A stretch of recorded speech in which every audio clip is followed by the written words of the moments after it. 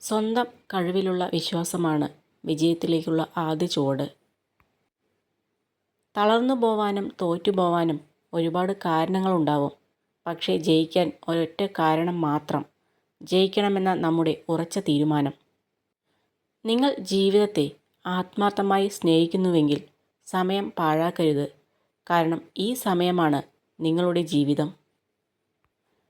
അവസരങ്ങൾ ചിലപ്പോൾ ഒന്നിലധികം തവണ നിങ്ങളുടെ വാതിലിൽ മുട്ടില്ല. കിട്ടുന്ന അവസരം ബുദ്ധിപൂർവ്വം ഉപയോഗിക്കുക. നിങ്ങൾ തോൽക്കുന്നത് വീണു പോകുമ്പോഴല്ല, മറിച്ച് വീണിടത്ത് നിന്ന് എഴുന്നേൽക്കാതിരിക്കുമ്പോഴാണ്. ഒരു വിത്ത് വളർന്ന് മരമാകാൻ ക്ഷമയോടെ കാത്തിരിപ്പും പരിചരണവും ആവശ്യമാണ്. വിജയം നേടാനും ഇത് ആവശ്യമാണ്. സങ്കടങ്ങൾ തിരമാലകൾ പോലെയാണ്. അവ അലയടിച്ചുകൊണ്ടേയിരിക്കും. കടലിനെ ജീവിതത്തോട് ഉപമിക്കാവുന്നതാണ്. കടലിലെ ആഴം എത്രത്തോളം ഉണ്ടെന്ന് എണ്ണിത്തിട്ടപ്പെടുത്തുവാൻ കഴിയില്ല. അതുപോലെയാണ് മനുഷ്യ ജീവിതവും. അതിലെ സങ്കടവും എണ്ണിത്തിട്ടപ്പെടുത്തുവാൻ കഴിയില്ല. കാക്കയ്ക്ക് കുയിലിൻ്റെ ശബ്ദത്തിനെ അടിച്ചമർത്താൻ കഴിയും, പക്ഷേ സ്വന്തം ശബ്ദം മധുരമാക്കാൻ കഴിയില്ല. അതുപോലെ ഒരു അപവാദക്കാരന് മാന്യനെ അപകീർത്തിപ്പെടുത്താൻ കഴിയും, പക്ഷെ അയാൾക്ക് സ്വയം ഒരു മാന്യനാകാൻ കഴിയില്ല.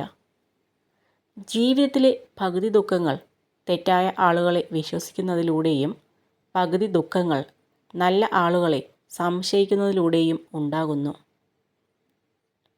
ഒറ്റയ്ക്കായിരിക്കുക എന്നതിനെ ഭയപ്പെടരുത്.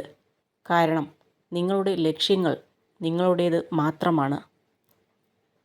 ഇപ്പോൾ നമ്മൾ അനുഭവിക്കുന്നത് എന്തുമാകട്ടെ, ഒരു ദിവസം അതും കടന്നുപോകും. ക്ഷമയോടെ കാത്തിരുന്നാൽ തീർച്ചയായും ഒരു ദിവസം മനസ്സും ശരീരവും സമാധാനത്തിൽ എത്തിച്ചേരും. സ്വന്തം കാര്യം ഭദ്രമാക്കാതെ മറ്റുള്ളവരുടെ കാര്യത്തിൽ കൂടുതൽ ആത്മാർത്ഥത കാണിക്കുന്നവരാണ് പിന്നീട് വിഡ്ഢികളായി മാറുന്നത്. നമ്മുടെ ശരീരത്തിലെ ഓരോ കോശവും നമ്മൾ ചിന്തിക്കുന്നതിനോട് പ്രതികരിക്കുന്നുണ്ട്. അതുകൊണ്ട് തന്നെ നമ്മൾ മോശം കാര്യങ്ങൾ മാത്രം ചിന്തിക്കുമ്പോൾ നമ്മുടെ പ്രതിരോധശേഷി കുറയുന്നു. ചിലർ നിങ്ങളുടെ മുന്നിലെത്തുന്നത് ഒരു അനുഗ്രഹമായിട്ടായിരിക്കും, എന്നാൽ ചിലർ നിങ്ങൾക്കൊരു പാഠമായിരിക്കും. ജീവിതത്തിലെ എല്ലാ കൊടുങ്കാറ്റുകളും നിങ്ങളെ തകർക്കാനുള്ളതല്ല. ചിലത് നിങ്ങൾക്ക് മുന്നോട്ടു പോകാനുള്ള വാതിലുകൾ മലർക്കെ തുറക്കുവാനുള്ളതാണ്. അപ്രതീക്ഷിതമായി ഉണ്ടാകുന്ന നിരാശ ഒരുപക്ഷെ നമ്മുടെ ജീവിതത്തെ ഇരുട്ടിലേക്ക് നയിക്കുന്നതായി തോന്നും. എന്നാൽ നമ്മുടെ ഉള്ളിൽ അല്പമെങ്കിലും നന്മ അവശേഷിക്കുന്നുണ്ടെങ്കിൽ തീർച്ചയായും നാം വെളിച്ചത്തിലേക്ക് തന്നെ തിരിച്ചെത്തും. കഴിവതും ആരുമായും കടപ്പാടുകളിൽ ഏർപ്പെടരുത്.